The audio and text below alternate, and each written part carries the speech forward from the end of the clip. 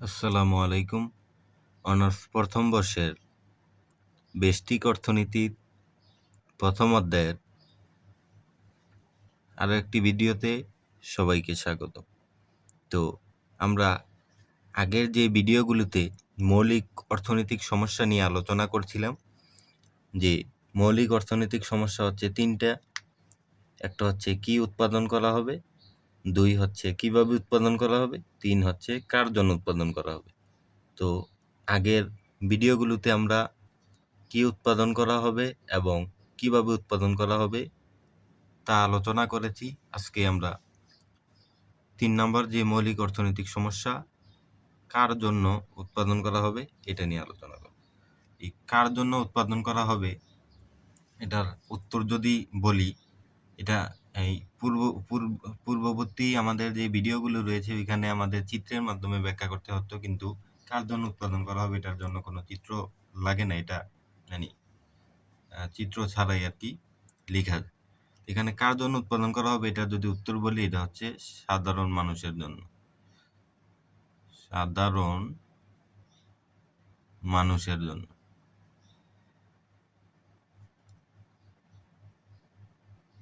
সাধারণ মানুষের জন্য অথবা সহজ মানুষের জন্য। সহজ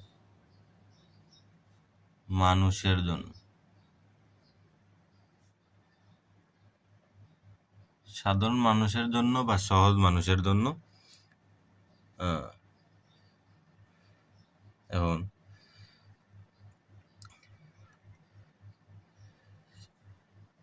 কিন্তু সমাজে বসবাসকারী বিভিন্ন ব্যক্তিবর্গের মধ্যে কিছু শ্রেণীভেদ রয়েছে। এটার ক্ষেত্রে কি হয়েছে, কিন্তু সমাজে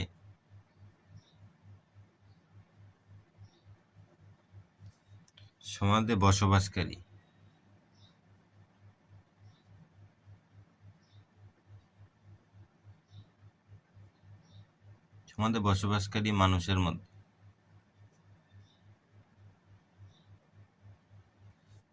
মানুষের মধ্যে দুইটি শ্রেণী রয়েছে।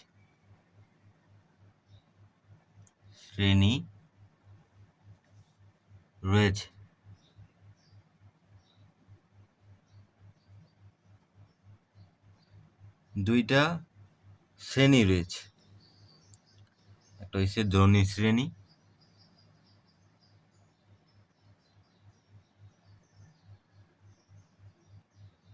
এবং গরিব শ্রেণী।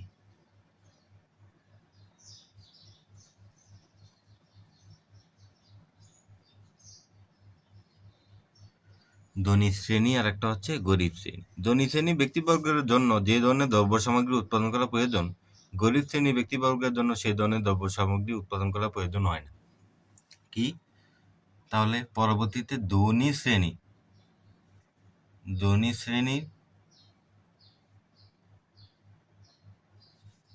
ব্যক্তিবর্গের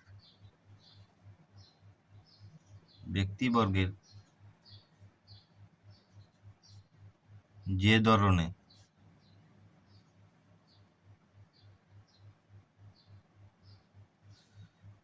দ্রব্য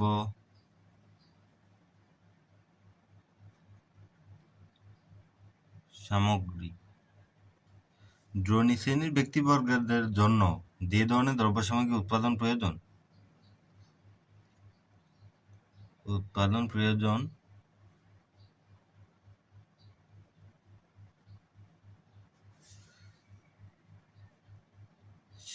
তার তুলনায় গরিব শ্রেণীর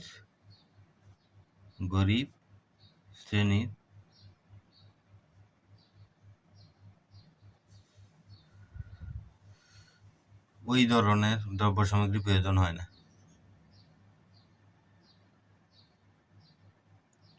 ওই ধরনের দ্রব্য সামগ্রী প্রয়োজন হয় না।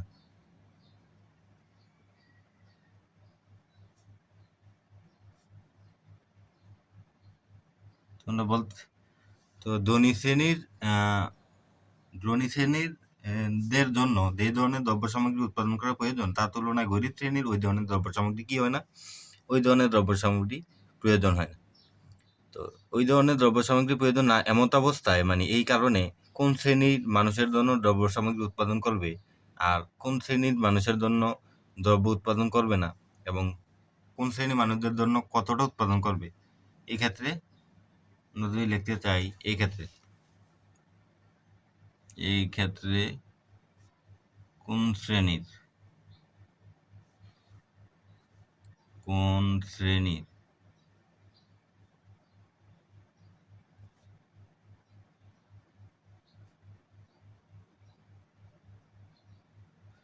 মানুষের জন্য উৎপাদন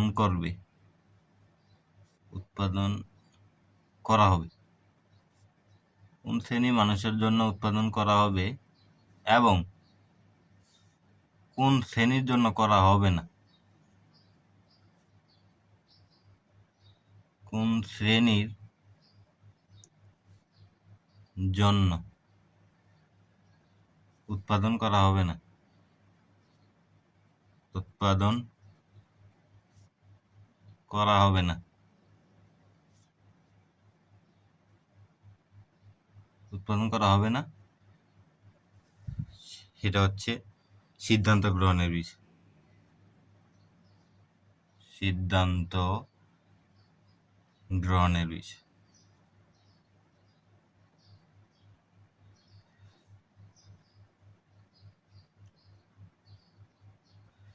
আর এই বিষয়ে যে সমাজের আমরা এখানে যদি একটু দেখতে চাই সাধারণ এই কার জন্য উৎপাদন করা হবে, এটা উত্তর হচ্ছে সাধারণ মানুষের জন্য বা সহজ মানুষের জন্য। কিন্তু সমাজে আমরা জানি যে দুইটা শ্রেণীর মানুষ বসবাস করে, একটা হচ্ছে ধনী শ্রেণী আর একটা হচ্ছে গরিব বা নিম্ন শ্রেণী। ধনী শ্রেণী ব্যক্তিবর্গের জন্য যেই দ্রব্য সামগ্রী উৎপাদন করা প্রয়োজন, গরিবদের জন্য এটা তার তুলনায় ওই ধরনের দ্রব্য সামগ্রী আর কি প্রয়োজন হয় না। এক্ষেত্রে কোন শ্রেণী মানুষদের জন্য উৎপাদন করা হবে এবং কোন শ্রেণীর জন্য করা হবে না এই বিষয়ে সিদ্ধান্ত গ্রহণ করতে যে মৌলিক সমস্যা সৃষ্টি হয়, এটাই হচ্ছে অর্থনৈতিক মৌলিক সমস্যা। তৃতীয় অর্থনৈতিক মৌলিক সমস্যা যে কার জন্য উৎপাদন করা হবে এবং কার জন্য উৎপাদন করা হবে না। তো এই পর্যন্তই ছিল আজকে। তো অর্থনৈতিক যে মৌলিক সমস্যাগুলো ছিল, 3টি মৌলিক সমস্যা, এই কোশ্চেনটা প্রায় পরীক্ষার ভিতরেই এসে থাকে এবং খুবই একটা মোস্ট ইম্পর্টেন্ট কোশ্চেন। এবং যে মৌলিক 3টা সমস্যা ছিল এগুলি পর্যায়ক্রমে আলোচনা হয়ে গেছে, আশা করি সবাই বুঝতে পেরেছেন। তো আজকে এই পর্যন্তই, দেখা হবে পরবর্তী কোনো ভিডিওতে। সেই পর্যন্ত সবাই ভালো থাকেন। আসসালামু আলাইকুম।